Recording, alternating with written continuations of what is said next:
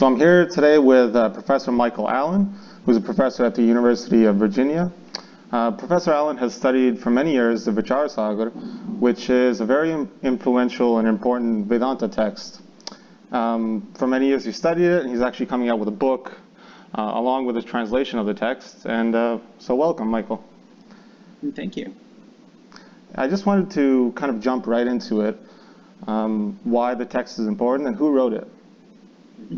So the text is by a North Indian monk or renunciate, a sannyasi. His name was Nishchaldas. He lived in the late 18th, early 19th century, died around 1863. And he wrote three works that we know of, but the Vicārsāgara is really his magnum opus, his most important work. The Vicārsāgara, the Ocean of Inquiry, is a compendium that tries to provide an overview of the tradition of Advaita Vedānta, one of the most important traditions in all of Indian philosophy, from its origins up to a whole 1,000 years of philosophical, theological development. And he tries to do it all in one volume. It's about 300 pages, this text, the Vicārsāgara. And he tries to do it all in one volume for people that don't read Sanskrit, because traditionally Advaita Vedānta is a Sanskrit tradition, making it accessible only to a relatively elite leadership. But Nishchaldas decided to write his work in the vernacular, in an early form of Hindi, closely related to earlier forms of Hindi, Braj Bhasha. So he wrote his work in the vernacular specifically to make it accessible to a much, much wider audience. And it was hugely successful with this. It was quite widely read across North India in the 19th century. And it was also translated into other regional languages throughout India, into at least 7 or 8 different regional languages. In North India and in South India. It was also translated into English in 1885, and it was translated, the most interesting irony, it was in fact translated into Sanskrit as well. So the text was so important and so widely read that in fact Swami Vivekananda once referred to it, probably in around 1894, he referred to it as the most influential book of its day. He said this book currently has more influence in India than any work written in any language in 300 years. Right?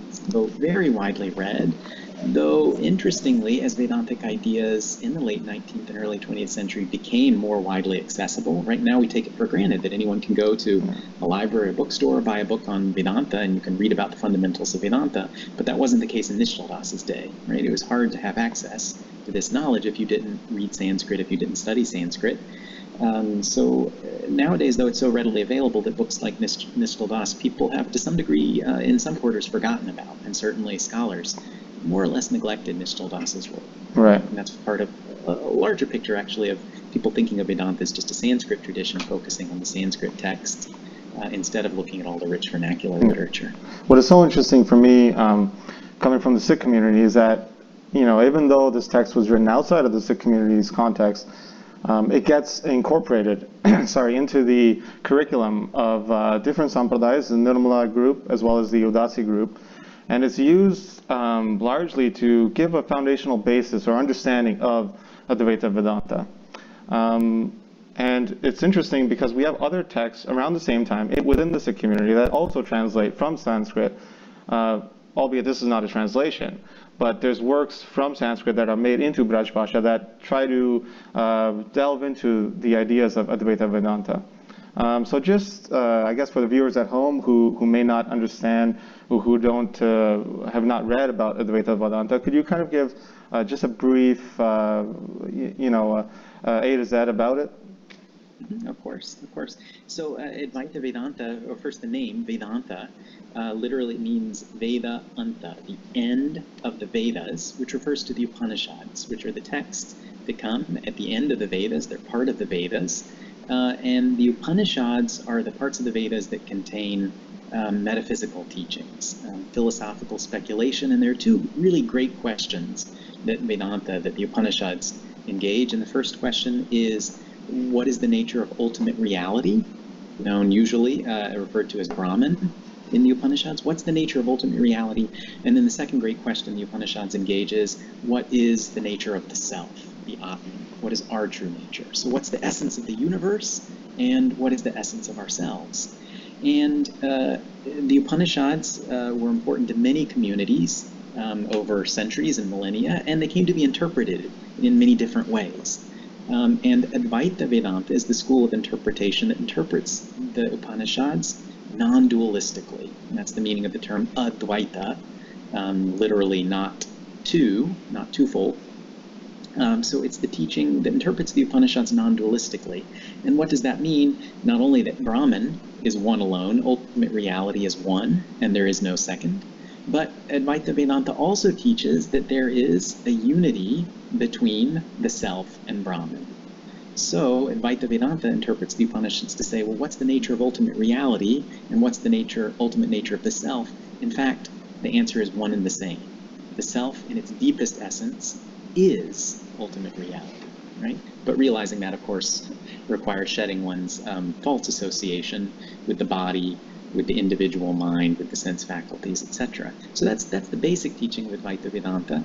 It's traditionally associated, the great founding figure in this school, though there were teachers that came before him in this lineage, is Shankara, or Shankaracharya, who lived in around the 8th century, wrote commentaries in Sanskrit on important texts for the tradition, wrote some original works as well. And then there's been a continuous tradition since the 8th century of disciples of Shankara, and a lineage and monastic lineages to this day that trace themselves back to Shankara within the Hindu community. But from a relatively early period, right, with the rise of North Indian Bhakti, especially the Bhakti poets who were attracted to a Nirgun path, right, worship of Brahman beyond all qualities, beyond all forms. From a relatively early period, many of these Nirgun poets seem to have felt some kind of sympathy or attraction for the type of metaphysics one finds in Advaita Vedanta. So Nishchaldas, in fact, did not belong to one of these Sanskrit Shankarite monastic lineages. He instead belonged to one of these Nirgun Bhakti lineages. Nishchaldas belonged to the Dadu Panth. Dadu was a 16th century Nirguni, a Nirgun poet, just like in the tradition of Kabir and Guru Nanak as well. And Nishchaldas actually traces himself back in his lineage to Dadu. So to this day, actually, Nishchaldas' text, as you mentioned, has an important place, sometimes in the Sikh community. Also in the Kabir Panth, Nishchaldas' text is still studied and read, and also in the Dadu Panth. Mm-hmm. It's a relatively long work. I have a copy of it right here in this printed edition. It's about 300 pages, a little more than 300 pages. And what the Vicārsāgara tries to cover is everything. Really, it's fairly comprehensive. And it starts, so it's 7 chapters, and the first 3 chapters are introductory, and they try to provide a basic overview of, well, what are the fundamentals of Vedanta? What is a book like this that provides an overview of Vedanta? What is it about? And what is its goal? Its goal is liberation from samsara, from the cycle of birth and death.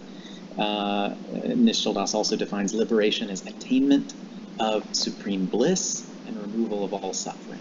And that's what the goal of this book is, not just scholastic study, but this concrete goal of liberation.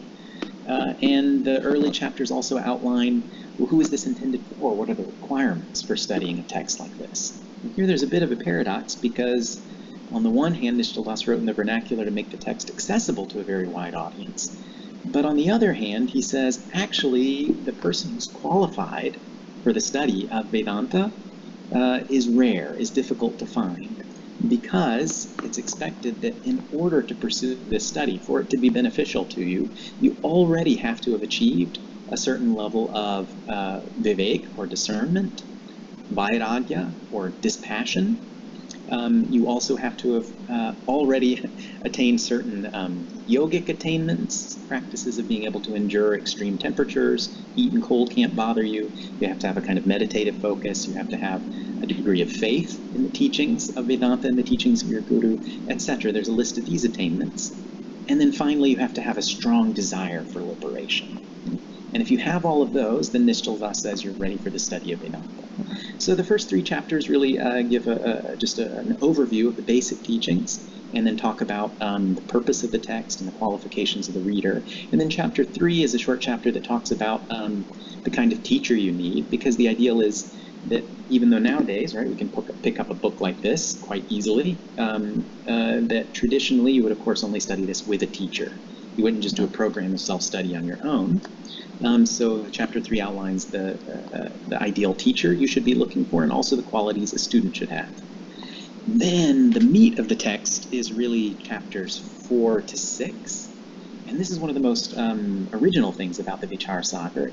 In texts of Advaita Vedānta, they're often written in dialogue form between a teacher and a disciple, and the disciple or the student will ask questions and the teacher will answer. But what's innovative in Nishchal Das's text is there isn't just one student, there are in fact 3 students. And this allows Nishchal Das really creatively to organize all of those vast 1,000 years of teachings of Advaita Vedānta in different ways according to the needs of the student. So the idea is different students will process the teaching in different way, different students have different needs, and the sensitive teacher is one who doesn't have a one-size-fits-all approach, but is able to gauge what does the student need and is able to respond in a living way to the student. And Nishchal Das models that for us in his text. So the highest level of student, he gives very direct teachings, some rather difficult teachings about epistemology, how we know things. He gives the highest Vedantic teachings about the identity of the self and Brahman. But then when he gets to the next student, that student in chapter 5 is having some difficulty understanding, so the teacher changes tack and instead gives him not an intellectual path to follow, but a path of meditation. So he gives him a particular meditative practice to follow.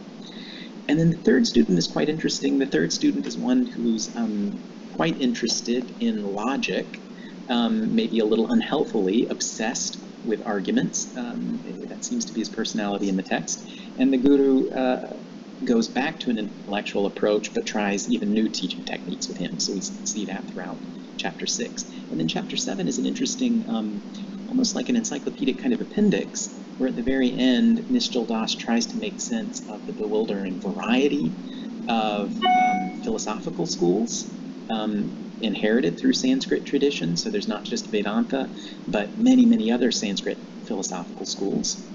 So he tries to make sense of, how do we make sense of these competing schools and all the apparent contradictions in them? And then he also raises the question of which god should be worshipped, right? Do we worship Vishnu? Do we worship Shiv? Do we worship Devi? Do we worship some other deity? And Nishchal Das gives not just a Vedantic, but also the Advaita answer to that, saying, well, in fact, all of the deities are manifestations of one and the same supreme reality, but ultimately what you should worship is that supreme reality without form and not be caught up at the level of form. Mm-hmm. So it's fairly encyclopedic from the beginning to the end, looks not only at the fundamental teachings metaphysically of Advaita Vedanta, it gives a very thorough overview of epistemology, a very sophisticated overview of how we know, what it means to know things. But it also gives concrete teachings on meditation. There are discussions of yoga. Then there's also this somewhat encyclopedic overview of all the different philosophical schools and how they relate to each other, and then all of the different devotional schools, different sects devoted to different deities and how we should understand those too. Quite comprehensive in its scope. It's quite an ambitious work.